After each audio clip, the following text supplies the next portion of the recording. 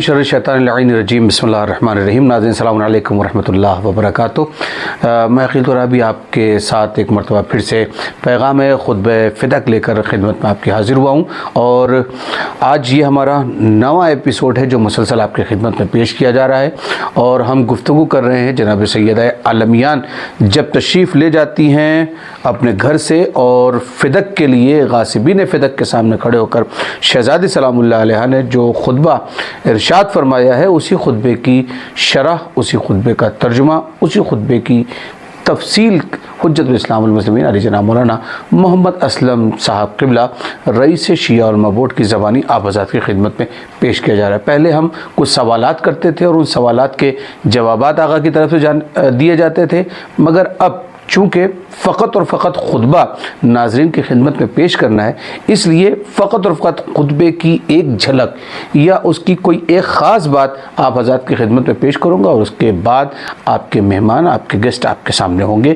جن کے ذریعے سے آپ خطبہ فدق کو مکمل سماعت فرمائیں گے۔ آج جو ہمیں گفتگو کرنی ہے، چونکہ شہزادی سلام اللہ علیہ نے اپنا خطبہ جب شروع کیا تھا تو اس میں کہا تھا توحید کے بعد رسالت کے بعد قرآن کے بعد آپ نے امت کے حوالے سے گفتگو کی، اور اس کے بعد براہ راست اپنے حق کو لوگوں کے سامنے جو رکھا ہے اور ان کو بتایا کہ کس طریقے سے تم نے غلط کیا ہے اور ابھی بھی تم راہ راست پر آ سکتے ہو، مگر ان لوگوں نے اس بات کو قبول نہیں کیا۔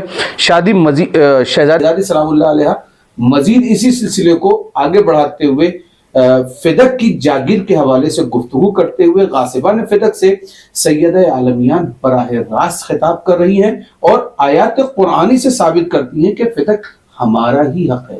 جس کے گھر میں قرآن نازل ہوا وہ انہی آیات قرآنی کے ذریعے سے ثابت کر رہا ہے کہ فدق ہمارا حق ہے، اور جن کو کہا گیا تھا کہ قرآن پڑھو، قرآن کی تعلیم حاصل کرو، جن کو کہا گیا تھا کہ قرآن اپنے سینوں میں محفوظ کرو، وہ لوگ قرآن کی ان کھلی ہوئی آیات کے باوجود بھی، جن کو جناب شہزادی سلام اللہ علیہ نے پیش کیا تھا، اس کے باوجود بھی باتوں کو ماننے کے لیے تیار نہیں ہے، اور کل بھی ان کی تقدیر میں لعنت تھی اور آج بھی ان کی تقدیر میں لعنت ہے۔ تو جناب زہرا سلام اللہ علیہ کی باتوں کو قبول نہ کرے، جو رسول اللہ کی اکلوتی بیٹی جناب فاطمہ زہرا سیدہ عالمیان کی باتوں کو قبول نہ کرے، بہت واضح سی بات ہے کہ نہ ہم ان کے ساتھ کل تھے اور نہ آج ہیں، اور نہ ہم کل ان کے ساتھ رہیں گے۔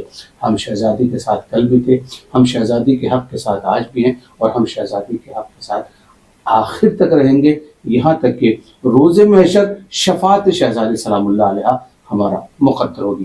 اگلی باتیں حجت الاسلام المسلمین علی جناب مولانا محمد اسلم رضوی صاحب رئیس شیعہ علماء بورڈ مہاراشٹر آپ کے سامنے۔ بہت بہت شکریہ مولانا عقیل صاحب۔ شکریہ۔ اعوذ باللہ من الشیطان الرجیم، بسم اللہ الرحمن الرحیم، الحمد للہ رب العالمین، والصلاة والسلام والتحیۃ والاکرام علی سید الانبیاء والمرسلین مولانا ابی القاسم محمد اللہم صلی علی محمد وآل محمد وعجل وعلیہ الطیبین الطاہرین المعصومین۔ مومنین کرام، السلام علیکم ورحمۃ اللہ وبرکاتہ۔ الحمدللہ یہ سلسلہ جو خطبہ فدق سے مربوط تھا، یہ جو شروع ہوا تھا، آج یہ اس سلسلے کی نویں کڑی ہے، یہ نواں ایپیسوڈ ہے، اور میں یہ کہہ سکتا ہوں کہ اس کے بعد صرف ایک ایپیسوڈ اور باقی ہے، ایک قسط اور باقی ہے۔ انشاءاللہ مومنین کرام، آپ احساس کریں گے کہ سیدہ عالمیان کے دل میں ایک درد تھا، ایک تکلیف تھی، جسے آج وہ کھل کر، اس سے پہلے اشاروں میں گفتگو کی تھی، لیکن آج آپ نے کھلے ہوئے الفاظ کے ساتھ اپنے درد کو بیان کیا، اور ظالم کہ چہرے پر اسلام کی پڑی ہوئی کو الٹ دیا اور اس کا مکروہ چہرہ دنیا والوں کے سامنے عام کر دیا ہے۔ اس لیے ضروری ہے کہ ایک ایک لفظ کے اوپر ہم توجہ دیں کہ بی بی کس طرح سے اپنے درد کو بیان کر رہی ہے۔ تو آج کا یہ ایپیسوڈ بہت ہی جاگداز ہے، بہت ہی دلدوز ہے۔ آئیے مومنین، یہ جو چھٹا باب ہے، اب اس کے بعد ایک باب اور رہ گیا، 7واں باب۔ اس کا عنوان جو ہم نے بنایا ہے وہ یہ ہے کہ آپ نے فدق کے بارے میں گفتگو کی ہے اور وہ دلائل قرآن سے دیے ہیں کہ جس کے ذریعے یہ ظاہر ہوتا ہے کہ یہ حق کسی اور کا نہیں ہے، باغ فدق صرف اور صرف فاطمہ زہرا کا ہے۔ آج کھل کر گفتگو ہوگی، آپ حضرات ہمتاً گوش رہیں۔ فرماتی ہیں شہزادی کے ثم لم تلبسوا الا ریسما یا الا ریس ان تسکن نفرتها ویسلس قیادها، اللہ اکبر۔ ثم اخذتم تؤرون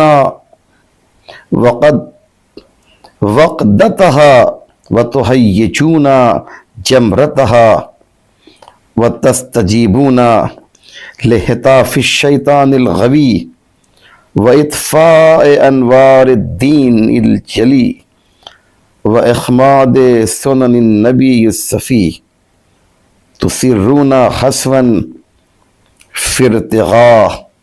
کیا کہا جناب فاطمہ زہرا سلام اللہ علیہا نے؟ فرماتی ہیں کہ ہاں، تم نے خلافت کو اپنے ہاتھوں میں لے لیا۔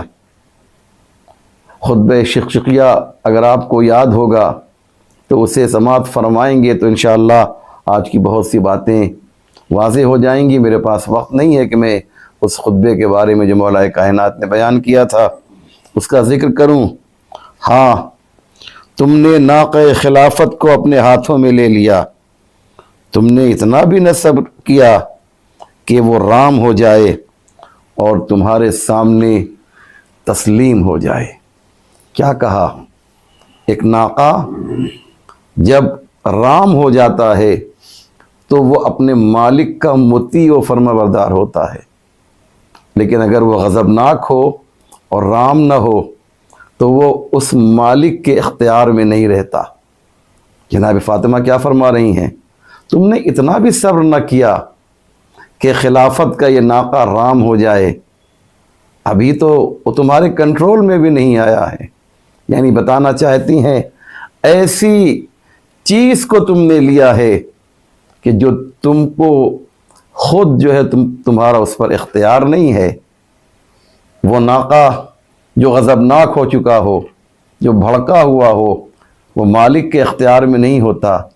ایسے ہی یہ خلافت کا ناقہ یہ تمہارے اختیار میں نہیں ہے۔ زبردستی کیوں قبضہ کیے ہوئے ہو؟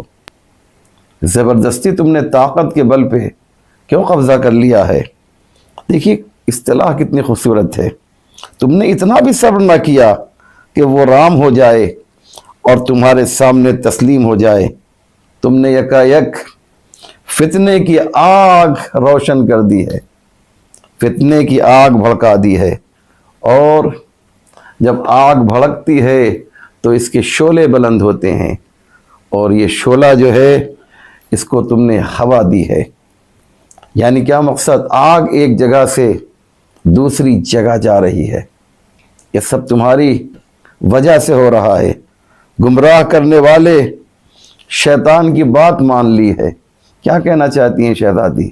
یہ جو کچھ بھی ہو رہا ہے اس کے پیچھے ایک ماسٹر مائنڈ ہے جو تمہاری سربراہی کر رہا ہے، جو تمہاری رہنمائی کر رہا ہے، جو تمہیں گائیڈ کر رہا ہے۔ ایک چھپی ہوئی طاقت ہے جس کا پریشر ہے تمہارے اوپر، وہ کون ہے؟ وہ ابلیس ہے، وہ شیطان ہے۔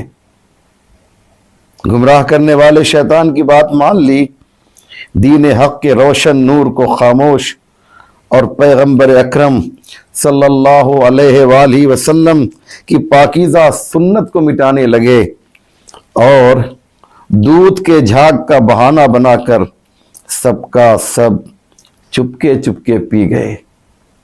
یعنی کیا مقصد ہے عزیزو؟ آپ پہچانیے، یہ تم نے جو کام کیا ہے، اسے جو اختیار کیا ہے، یہ جو خلافت کو تم نے غصب کیا ہے یا جو حق کو غصب کیا ہے، یہ شیطان کے وسوسے کی بنیاد پر ہے۔ ظاہراً دوسروں کی ہمدردی کا اظہار کر رہے تھے، لیکن اصل میں تم اپنے کو مضبوط کر رہے ہو۔ مولانا عقیل صاحب قبلہ توجہ کیجئے کیا کہہ رہی ہیں جناب فاطمہ زہرا۔ کیا ہے، جب بھی کوئی باطل کسی کی پراپرٹی کو چھینتا ہے تو اس کے لیے ایک ایکسکیوز دیتا ہے، ایک بہانہ دیتا ہے، اور وہ بہانہ کیا ہے؟ وہ کہتا یہ کہ میں نے یہ سب کچھ اس لیے لیا ہے تاکہ دیش کی خدمت کر سکیں، دیش کا وکاس کر سکیں۔ یہ وکاس کے نام پہ، یہ دیش کی ترقی کے نام پہ، یہ ملک کی ترقی کے نام پہ تم نے ہمارا حق چھین لیا ہے، لیکن یہ تم دیش کا وکاس نہیں کر رہے ہو، اپنا وکاس کر رہے ہو۔ کیا بات ہے، غور کر رہے ہیں؟ یہ جناب فاطمہ کا جملہ ہے، میں پھر ریپیٹ کر رہا ہوں۔ ظاہراً دوسروں کی ہمدردی کا اظہار کر رہے تھے، لیکن دراصل تم اپنے آپ کو مضبوط کر رہے تھے۔ بہانہ یہ ہے کہ ہمیں دوسروں کو مضبوط کرنا ہے، لیکن حقیقت میں یہ جو غصب والی پالیسی ہے، جو سازش ہے، اس سے خود کو مضبوط کر رہے ہو۔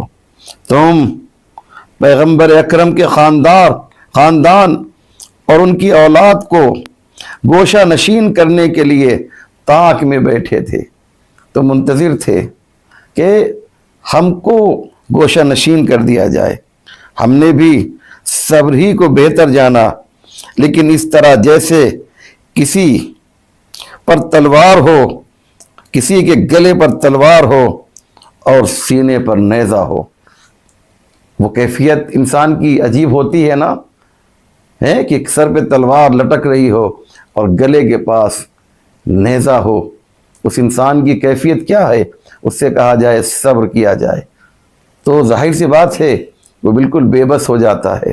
جناب فاطمہ کہتی ہیں ہم نے بھی صبر ہی کو بہتر جانا۔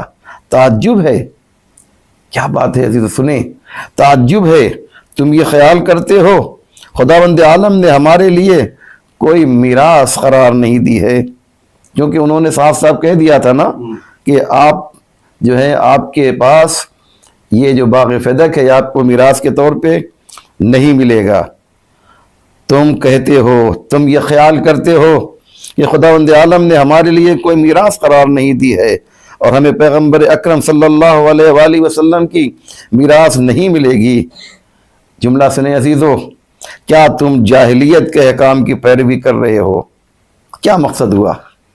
یہ کیا کہنا چاہتی ہیں جناب سیدہ کہ کیا تم جاہلیت کے احکام کی پیروی کر رہے ہو؟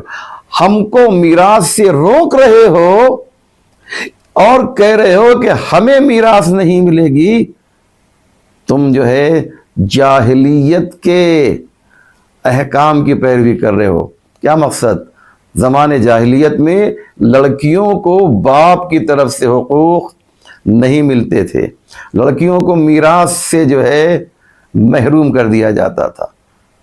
ارجعتم الی السابق، کیا تم جاہلیت کی طرف پلٹ گئے ہو جس میں تم پہلے جو ہے غرق تھے، جس گمراہی میں تم پہلے ملوث تھے، پھر اسی کی طرف پلٹ گئے؟ جناب سیدہ فرما رہی ہیں کیا تم جاہلیت کے احکام کی پیروی کر رہے ہو؟ یقین کرنے والے کے لیے خدا سے بہتر کس کا فیصلہ ہے؟ یعنی کیا مقصد؟ جاہلیت کا فیصلہ نہیں مانا جائے گا، خدا کا فیصلہ مانا جائے گا۔ اللہ اکبر، کھل کے بات کہہ دی. یعنی جناب سیدہ نے یہاں پر اتنے اصحاب کے درمیان ڈیوائیڈ کر دیا، تقسیم کر دیا، دو گروہ بنا دیے.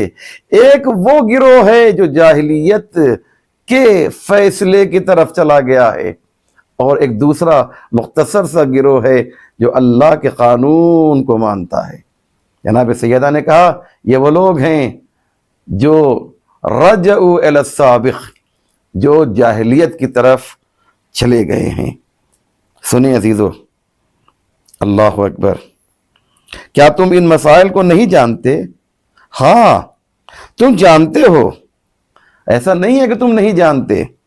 سورج کی طرح تمہارے لیے روشن ہے کہ یہ باغ فدق یہ ہمارا حق ہے، کہ میں ان کی بیٹی ہوں، تم جانتے ہو، اور بیٹی کو حق ملتا ہے.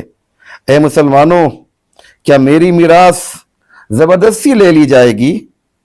اے قحافہ کے بیٹے، قحافہ خلیفہ وقت کے باپ کا نام ہے، کہتی یہ ہے کہ اے قحافہ کے بیٹے مجھے جواب دے، کیا قرآن میں ہے تم اپنے باپ کی میراث، تم کو اپنے باپ کی میراث ملے اور مجھے اپنے باپ کی میراث نہ ملے؟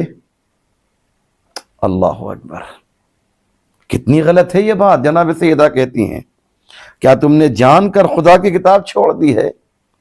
کیوں چھوڑ دی ہے؟ ابھی دلیل آئے گی سامنے، سنیے. اور اسے پسے پش ڈال دیا ہے، درحالہ کے قرآن میں ہے کہ ورثہ سلیمان و داؤد، سلیمان کو اپنے والد داؤد کی میراث ملی ہے نا. جناب سلیمان کو ورثہ سلیمان و داؤد، سلیمان کو جناب داؤد کی میراث ملے، اور میں نبی کی بیٹی ہوں، مجھے میرے بابا کی میراث نہ ملے. پھر جناب فاطمہ فرماتی ہیں جناب یحییٰ ابن زکریا کے بارے میں ارشاد ہوتا ہے خدایا مجھے ایک ایسا فرزند عطا کر جو میرا اور آل یعقوب کا وارث ہو، یرثنی و یرث من آل یعقوب.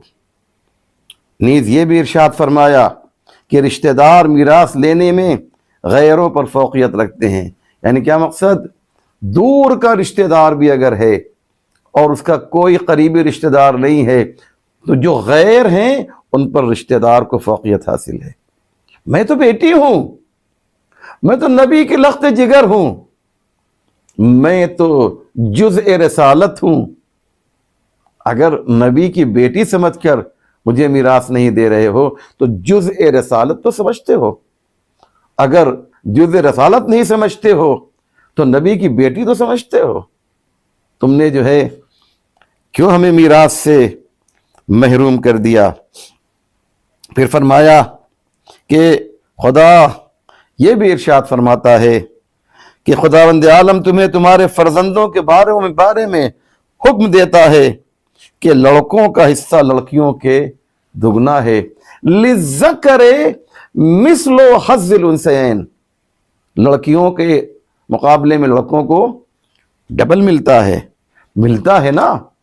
جب لڑکا بیٹا نہیں ہے اور صرف بیٹی ہو تو اس کو میراث مکمل طور سے دی جائے گی، اور اگر کوئی بیٹا بھی ہوتا تو بیٹے کو ڈبل ملتا اور بیٹی کو سنگل ملتا. لیکن میراث سے محروم بیٹی کسی حیثیت سے نہیں ہو سکتی ہے. یہاں تو مکمل میراث جناب فاطمہ زہرا کو ملے گی. یہ بھی ارشاد ہے کہ اگر کوئی اپنے بعد مال چھوڑے تو مناسب ہے کہ اپنے والدین اور رشتہ داروں کے لیے وصیت کرے، اور تمام پرہیزگاروں کے لیے ضروری یہ قرآن کی آیت ہے. یہ ساری باتیں جناب سیدہ قرآن کی آیتوں کے ذریعے سے پیش کر رہی ہیں ان لوگوں کے سامنے جو دعویٰ کرتے ہیں کہ ہمارے لیے قرآن کافی ہے. جناب سیدہ کہتی ہیں تم نے تو کہا تھا نا میرے بابا سے قرآن کافی ہے، تو لو قرآن کی آیت پیش کر رہی ہوں. تم نے یہ خیال کر رکھا ہے کہ مجھے اپنے والد کی میراث نہیں ملے گی، تم یہ سوچتے ہو، اور میرے اور ان کے درمیان کوئی رشتہ داری نہیں ہے. کیا خداوند عالم نے تمہارے لیے کوئی خاص آیت نازل کی ہے والد کو اس سے خارج کیا ہے۔ کیا بات کہی؟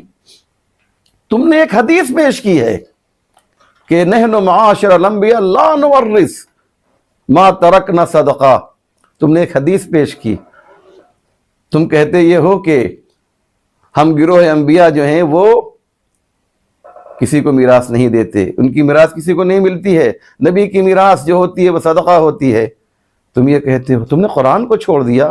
ہم نے تمہارے سامنے قرآن کی آیت پیش کی ہے، کیا تمہارے پاس کوئی ایسی آیت نازل ہوئی ہے کہ جو مجھے میرے حق سے محروم کر دے؟ اور تم ہو کہ جو میرے مقابلے میں، قرآن کی آیتوں کے مقابلے میں میرے بابا کی جھوٹی حدیث پیش کر رہے ہو۔ قرآن کے مقابلے میں جھوٹی حدیث، کیا سچی حدیث بھی اگر ہو تو وہ کافی نہیں۔ قرآن نص ہے، قرآن حقیقت ہے، قرآن کی آیتوں پر شک نہیں کیا جا سکتا ہے۔ اس کے بعد فرماتی ہیں کہ کیا یا یہ کہتے ہو دو مذہب کے ماننے والے ایک دوسرے کے وارث نہیں ہوتے؟ کیا میرا اور میرے والد کا مذہب ایک نہیں ہے؟ کیا کہنا چاہ رہی ہیں؟ اسے سنیے عزیزو، ایک مسئلہ فقہی ہے، ایک مسئلہ شرعی ہے کہ اگر ایک وارث جو ہے، اگر وہ وارث کافر ہو جائے تو وہ مومن سے میراث نہیں لے گا۔ جناب فاطمہ کہتی ہیں کیا ہمارا اور ہمارے بابا کا مذہب الگ الگ ہے؟ کیا تم میں یہ مجال ہے، کیا تم میں یہ ہمت ہے جو یہ کہہ سکو کہ میرا اور میرے بابا کا مذہب الگ ہے؟ نہیں کہہ سکتے ہو۔ مجھے معلوم ہے کہ تم نے میرے شوہر کا حق چھین لیا ہے، لیکن تم میں اتنی جرأت نہیں ہے کہ تم یہ کہہ سکو کہ فاطمہ کا مذہب اور ہے اور محمد مصطفیٰ کا مذہب اور ہے۔ نہیں کہہ سکتے۔ جب دونوں کا مذہب ایک ہے تو پھر کس بنیاد پر تم نے مجھے حق سے محروم کر دیا ہے؟ کیا تم قرآن کے عام اور خاص کو میرے والد اور ان کے چچازاد بھائی سے بہتر جانتے ہو؟ اللہ اکبر، اللہ اکبر، کیا بات کہی عزیزو۔ کیا تم قرآن کے عام اور خاص کو میرے والد اور ان کے چچازاد بھائی سے بہتر جانتے ہو؟ اب جب ایسا ہے تو میری میراث کو لے لو، جو ایک آمادہ اور مہار شدہ سواری کی طرح استفادہ کرنے کے لیے حاضر ہے۔ اللہ اکبر، کیا کہا؟ یہ وہ سواری ہے جو مہار شدہ ہے، یہ وہ سواری ہے کہ جو رام شدہ ہے، اور تم نے جس سواری کو لیا ہے وہ غضبناک سواری ہے، وہ تمہارے قبضے میں نہیں ہے، یہ تو رام شدہ ہے، یہ تو مہار شدہ ہے، تم اس کو لے سکتے ہو۔ لیکن یہ لیکن بہت امپورٹنٹ ہے، اس پہ توجہ کیجئے گا۔ فرماتی ہیں کہ تو میری میراث کو لے لے، جو ایک آمادہ اور مہار شدہ سواری کی طرح استفادہ کرنے کے لیے حاضر ہے، اس پر سوار ہو جا، لیکن یہ جان لے کہ میں قیامت میں تم سے ملاقات کروں گی، تجھ سے ملوں گی اور مطالبہ کروں گی، اور وہ کیسا بہترین دن ہوگا جس دن ایک خدا جو ہے وہ حاکم ہوگا اور مدعی حضرت محمد مصطفیٰ صلی اللہ علیہ وآلہ وسلم ہوں گے۔ کیا بات کہی عزیزو، توجہ کر رہے ہیں کچھ؟ یعنی یہ دعویٰ جو ہے روز قیامت میں زہرا نہیں کروں گی، میرے بابا محمد مصطفیٰ کریں گے، تو شافع محشر کے مقابلے میں تم کیا جواب دو گے؟ آج تم نے باغ فدق لے لیا ہے، کل میرا بابا تجھے باغ جنت سے محروم کر دے گا۔ سبحان اللہ، اللہ اکبر۔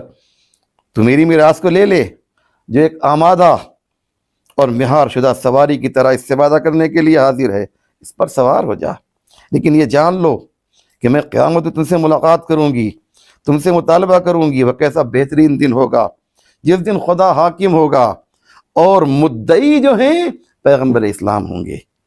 فیصلے کا دن قیامت کا دن ہوگا، یقین جانیے قیامت کا دن ہوگا۔ وہ قیامت کا دن جو ہے وہ قیامت کا ہوگا۔ اس دن باطل کے پیرو نقصان اٹھائیں گے اور اس دن جو ہے شرمندہ ہونے سے کوئی فائدہ نہیں ملے گا. کیوں؟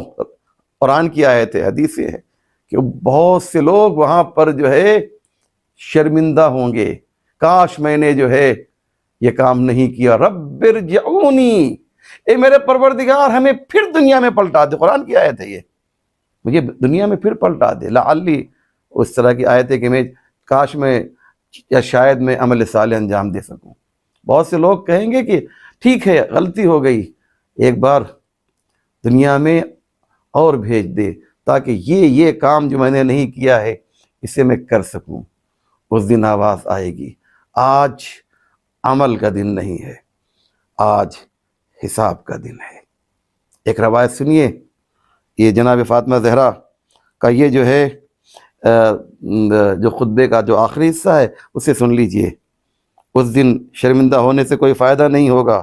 جان لو ہر چیز کا ایک مرکز ہے، اور عنقریب تم کو معلوم ہو جائے گا کہ ذلیل کرنے والا عذاب کس طرف رخ کرتا ہے اور کس پر خدا کا ابدی عذاب نازل ہوتا ہے. قیامت میں جو ہے جب سب جمع ہو جائیں گے، باغ فدق کے غاصبین، فرعون، نمرود، شداد، حامان، ابو سفیان، ابو جہل، یہ سب کے سب ہوں گے جو اس دنیا میں جو ہے مغرور ہوں گے.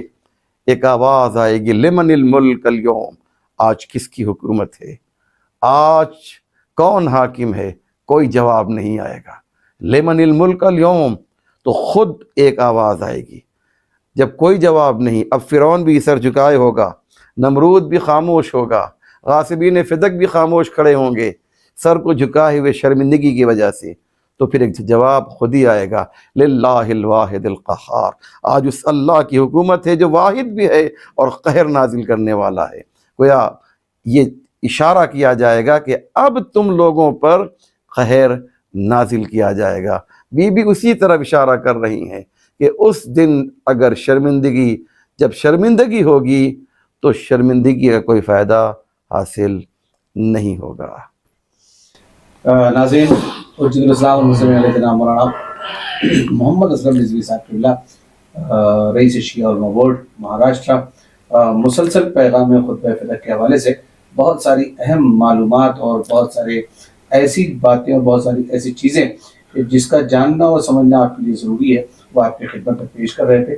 ہم آقا کے انتہائی ممنون اور مشکور ہیں. ساتھ ہی ساتھ اس پورے پروگرام کی جو اہم باتیں ہیں، ان اہم باتوں میں سے کچھ باتیں میں نے بھی نوٹ کی ہیں کہ جو میں چاہ رہا تھا کہ ختم پروگرام میں آپ کی خدمت میں پیش کروں. جزاک اللہ، یہ ہے بہت خوب کہ فدق کی جاگیر کے حوالے سے گفتگو کرتے ہوئے خاص غاصبان فدق کے سامنے شہزادی عالمیہ خطاب کر رہی ہیں اور آیات قرآنی سے اپنے حق کو ثابت کر رہی ہے. اور ثابت کرتے کرتے شہزادی ارشاد فرماتی ہے، تم لوگوں نے بہکانے والے شیطان کی بات مان لی ہے. اور اس کے بعد کہتی ہیں کہ تم باغ فدق کو غصب کر کے یہ کہہ رہے ہو کہ ہم لوگوں کا بھلا کریں گے، جبکہ تم اس کے ذریعے سے فقط اپنا بھلا کرنا چاہتے ہو. اور اس کے بعد شہزادی فرماتی ہیں، تعجب ہے کہ تم یہ خیال کرتے ہو کہ خدا نے ہمارے لیے میراث نہیں رکھی، کیا تم جاہلیت کی طرف پلٹ گئے ہو؟ اور اس کی طرف بڑا نازک اشارہ قبلہ نے فرمایا ہے کہ جس طریقے سے بیٹیوں کو زندہ دفن کر دیا جاتا تھا اس زمانے کو یاد دلا رہی شہزادی. یہ بڑا خوبصورت سا اشارہ تھا. اور ساتھ ہی ساتھ میدان کا معاملہ الگ ہوتا ہے، لیکن جب چاروں طرف لوگ کھڑے ہوں اور ان کے درمیان حق بیان کرنا، اور وہ بھی ایسا کہ جو خلیفہ وقت بن کر مسند رشید ہو اور اس کے سامنے کہنا، او فرزند قحافہ، مجھے جواب دو، او فرزند قحافہ. آپ سوچیں شہزادی سلام اللہ علیہ کسے مخاطب کر رہی ہیں، او فرزند قحافہ مجھے جواب دو. تمہارے باپ کی میراث تمہیں ملے اور میرے باپ کی میراث مجھے نہ ملے.